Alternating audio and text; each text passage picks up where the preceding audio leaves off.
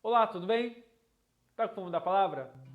Hoje eu gostaria de falar sobre um tema extremamente delicado: o dia da sua morte. E para nos guiar, eu gostaria de ler Provérbios capítulo 10, verso 7, que diz: A memória do justo é abençoada, mas o nome dos perversos cai em podridão.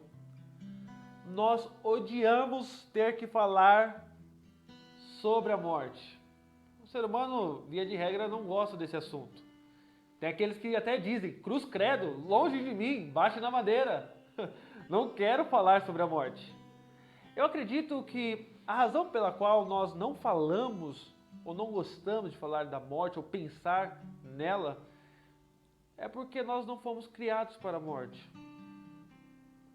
De acordo com o ensino das Escrituras, a morte ela entrou no mundo, tornou-se parte da nossa realidade por causa do pecado. Se não fosse o pecado, o ser humano não haveria de conhecer a morte. Sendo assim, nós nunca nos acostumaremos com a morte. Entretanto, textos como o que nós lemos e Eclesiastes também, Eclesiastes no capítulo 7, verso 2, Salomão diz o seguinte: melhor ir à casa onde há luto do que ir à casa onde há banquete, pois naquela se vê o fim de todos os homens, e os vivos que o tomem em consideração. O ensino bíblico é muito claro. Quando nós meditamos acerca da nossa mortalidade, da nossa fraqueza e futura morte, há de se ter uma sabedoria nessa reflexão. E o nosso texto, também de Salomão, em Provérbios 10, verso 7, nos fala a respeito de algo muito precioso para a humanidade, a saber, a memória dos homens. Nós devemos nos perguntar, no último dia da nossa vida, ou melhor, quando nós morrermos, o que as pessoas falarão a respeito da nossa existência? Será que eles vão falar o seguinte, aquele ali não prestou para nada, só sabia comer e dormir? A Bíblia nos mostra dois tipos de memória.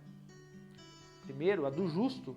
A memória do justo é abençoada. Quando eu li esse texto em minha devocional, Deus me fez lembrar de homens de Deus do passado que me abençoaram e continuam me abençoando muito na minha trajetória. Homens que viveram na Inglaterra, na França, Alemanha, entre outros lugares deste grande universo, desse grande mundo, os quais eu nunca conheci. Muitos deles viveram em séculos passados. Mas por meio da sua vida, escritos e assim por diante, eles abençoaram gerações, milhares de pessoas, homens justos que tiveram sua memória preservada. E há de se falar também daqueles homens que são piedosos, justos, mas que não serão lembrados na história, ao menos pelos homens, mas que têm as suas memórias guardadas com Deus. Deus, ele conhece todos os justos que passaram por este mundo.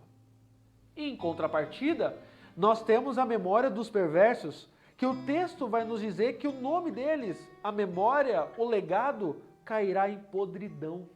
A ideia aqui é de uma madeira que vai apodrecendo aos poucos. Esse é o legado dos ímpios. E a Bíblia sempre retrata, você vai lá para o Salmo 1, vai dizer que os ímpios são como a erva, como a palha que o vento dispersa. Esse é o retrato dos ímpios. Não tem legado, não tem raiz. Deixa eu te perguntar, que vida você tem vivido? Qual o legado que você tem esperado deixar? Quais são suas obras? O que falarão no dia da sua morte?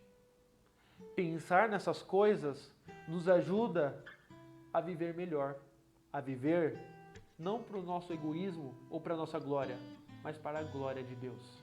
Que Deus nos ajude a viver uma vida seguindo os passos do nosso Redentor e fazendo valer a nossa existência aqui na Terra. Amém.